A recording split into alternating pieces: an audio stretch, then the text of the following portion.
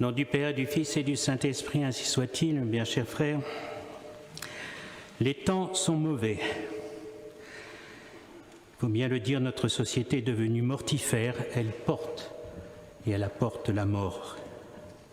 La perversion règne jusque dans les lois. Et on est en droit de craindre qu'une telle perversion des esprits ne soit le commencement des maux annoncés pour la fin des temps, et que véritablement le fils de perdition, l'Antéchrist, n'ait déjà fait son avènement parmi nous. Cette phrase, mes bien chers frères, elle n'est pas de moi, elle est du pape Saint Pie X, il y a juste un siècle. Que dirait-il aujourd'hui ? La mort, bien chers frères, n'est pas la marque de Dieu, mais la marque de la bête.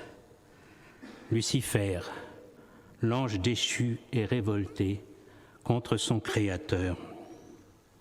Le Christ l'a défini, cet ange rebelle, en disant qu'il est homicide depuis le commencement. Il tue l'homme. Car Dieu, dès le premier instant de la création de l'humanité, a fait de l'homme qui est naturellement mortel, un participant de son immortalité. Et c'est le péché, sous l'instigation de Satan, c'est le péché de nos premiers parents qui a introduit la mort dans le monde.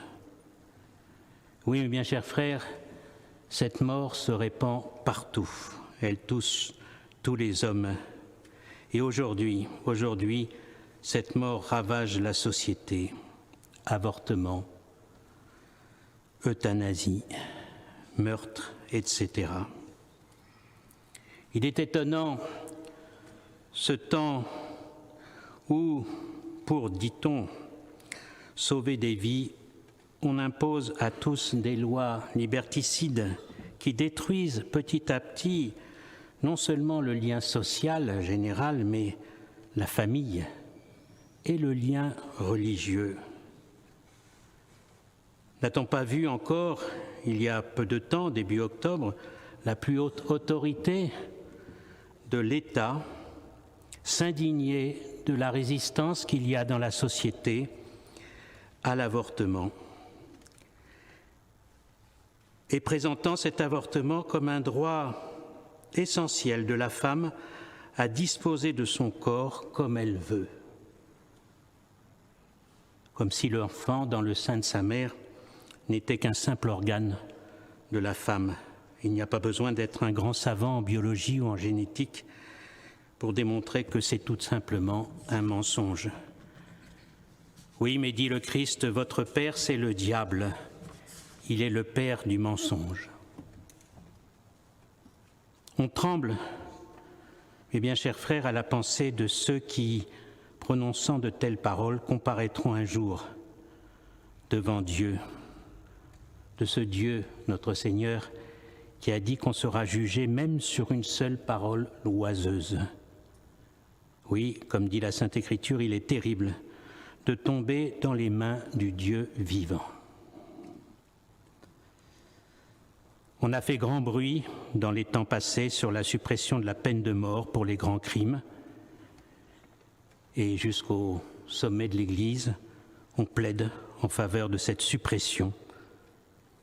Mais aujourd'hui, mes bien chers frères, maintenant que cette peine de mort est supprimée, eh bien, c'est dans les rues, c'est dans les églises qu'on décapite.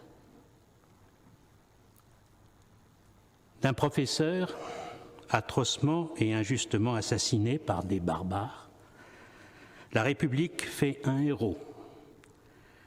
Pourtant, bien chers frères, où est l'héroïsme de montrer des dessins pornographiques à des jeunes filles mineures de 14 ans, au nom d'une soi-disant liberté d'expression, non pas incomprise, mais volontairement pervertie. Et on lui offre une cérémonie grandiose dans l'enceinte même de la Sorbonne, au lieu de l'enseignement. Laissons notre indignation et surtout laissons les morts enterrer les morts, comme disait Jésus.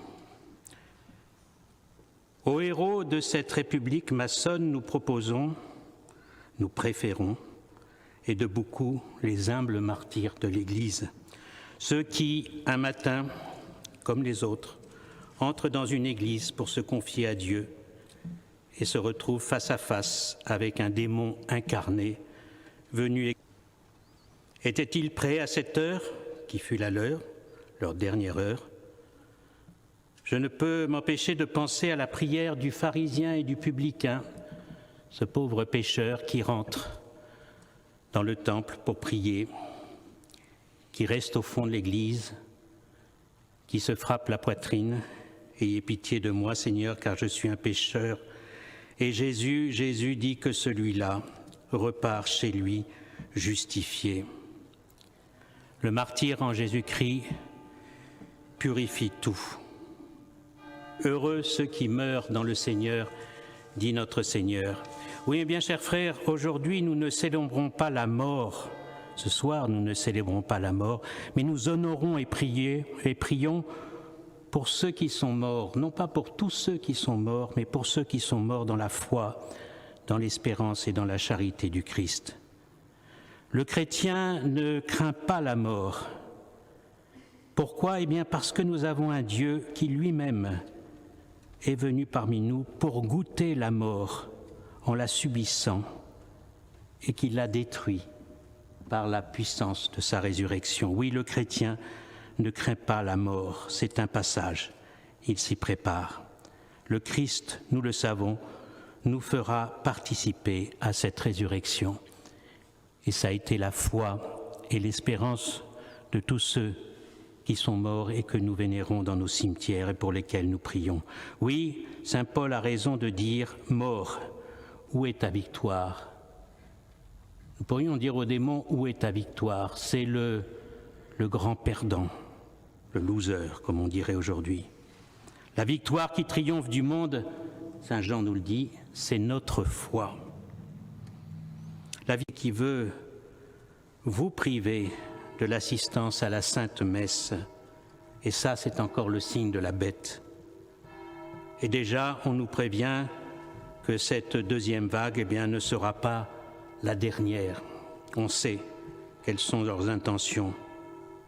Retrouverons-nous, eh bien chers frères, un jour le temps de la liberté d'avant? Qui peut l'affirmer avec certitude?